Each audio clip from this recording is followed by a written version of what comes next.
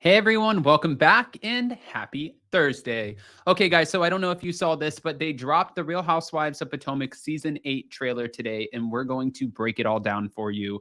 If you haven't seen it, you can go to bravotv.com and check it out. And of course, we'll be back tomorrow for Hot Messy Topics to break it down with a live chat as well. There's so much going on, especially Southern Charm tonight. Tom Sandoval dropping his latest it's his podcast, a podcast interview about him. And I shared a video earlier on the first channel where you can see he has no problem throwing Bravo and the production team under the bus. But let's get into the Potomac of it all because there's lots of drama. Here we go. It's time for all your binge-worthy pop culture news. Welcome to Up and Adam.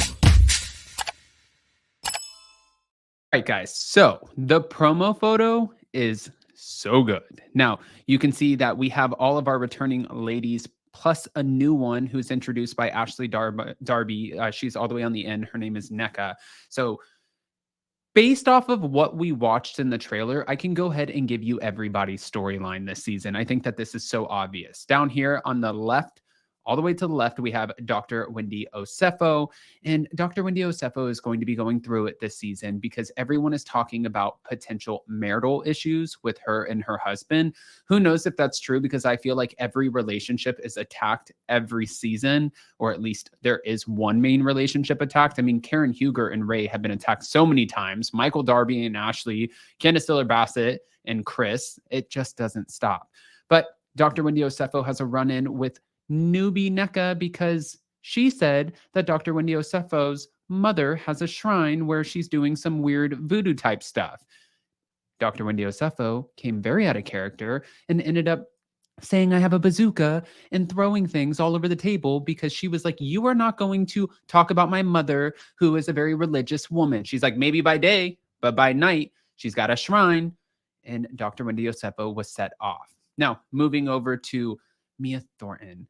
Mia decides to pick an argument with Ashley Darby saying, I believe that you married Michael for his money.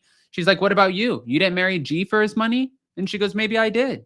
And everybody was like, whoop, okay. There's a lot of fun that's happening in this trailer, but there's also a lot of drama. And I know that that's what everybody wants to see or hear about.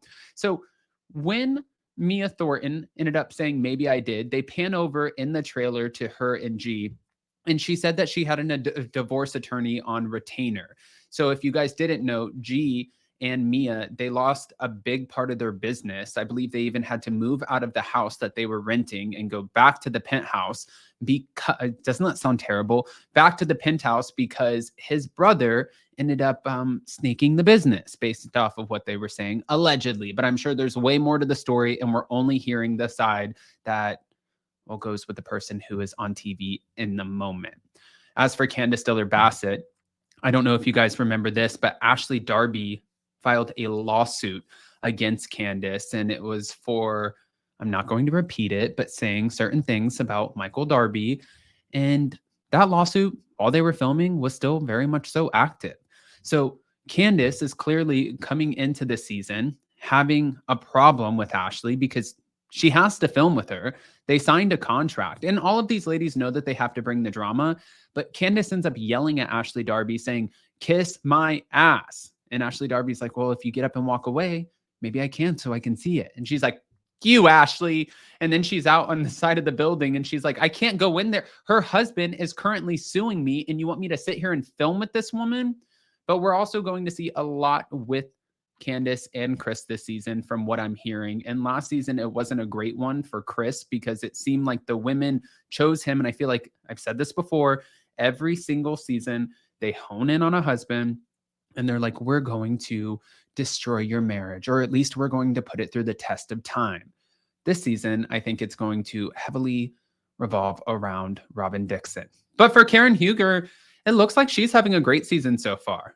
I mean, there are a couple shady moments, but it didn't really seem like she had too much crazy drama. She just looks like she's calm, happy, and being the grande dame, and that's exactly what we want from her anyways. We're so sick of Giselle attacking Karen, and I'm sure we're going to have a lot of that bickering and bantering back and forth, but I don't think it's going to be at the same level that it's normally been because it looks like Giselle, sitting right next to Karen, has set her sights on someone different who would be her best friend, Robin Dixon. Robin Dixon's husband, Juan, was accused of cheating.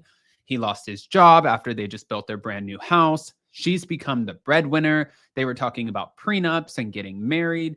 And then he was caught in the laundromat with this random woman that everybody was wondering, who is this woman? And then there was this case that happened where there was a woman who ended up going to a hotel who claimed that she was DMing back and forth with Juan Dixon. And she went to this hotel and they didn't end up meeting up. But then Juan claimed allegedly that he paid for the hotel because she came all the way there and she didn't have any money to pay for the hotel. So he had to show up and at least make sure the girl had somewhere to stay. Now, was anybody buying this story? Absolutely not. But if you watch the trailer, he's like, I don't give a shit what anybody is saying at this point. I don't care, Robin. And then you see where Giselle also targets it, puts a target on Robin's back, and she calls her out when normally the Green Eye Bandits stick together. But in this season, it does not seem like that is the case. Huh. Okay. For Ashley Darby, who's sitting right next to Giselle, you'll see that she's navigating this divorce from Michael Darby and what life looks like after. But if you saw her in season 7, then you would remember that she really felt like she was breaking up her family. And she thought that that was going to be a lot of weight on her. So she didn't know, do I end up moving forward with the divorce? Am I going to get a lot of money? Am I securing the bag after the post-nup prenup? I think she thought she was going to make out like a bandit, but I believe based off of what we heard, there was a loophole in this prenup. And I don't think that Ashley Darby was going to walk away with as much money as she thought she was. Also, going back over to Giselle for a second, Giselle has a new man and they're calling it Cougar Town and she's dancing with him. She looks awkward. She's like, you don't like my dancing? And he's like, please stop. Just like the ladies say with her fashions. But wait, hold on. She also is sitting there saying to her daughter, you're about to go off to college and it seems like you're so excited and this is just breaking my heart. And her daughters are, for me and Jason, when we watch and recap the Real Housewives of Potomac, I feel like they're the anchors of this show for Giselle, at least on her storyline. They make Giselle lovable. Watching her as a mother, watching her navigate just everything with her daughters, just keep the scenes to her and her daughters. Then over on the end, you have Nneka. She claims she is a rich bitch because her dad was a rich bitch. I don't know who she's kissing in the trailer, but she kissed somebody on the lips and she said, thank you for buying me a $2 million house. So yeah, she's coming in with money and she's also not afraid to piss anybody off based off of what we watched because the trailer was explosive as hell. Now, I want to hear what you guys think. Are you excited for the Real Housewives of Potomac season 8? It is dropping on November 5th. Get ready for it. It's going to be amazing and I can't wait to see it all. Guys, go ahead and comment below. Let us know your thoughts and we'll see you next time. Love you guys. Bye.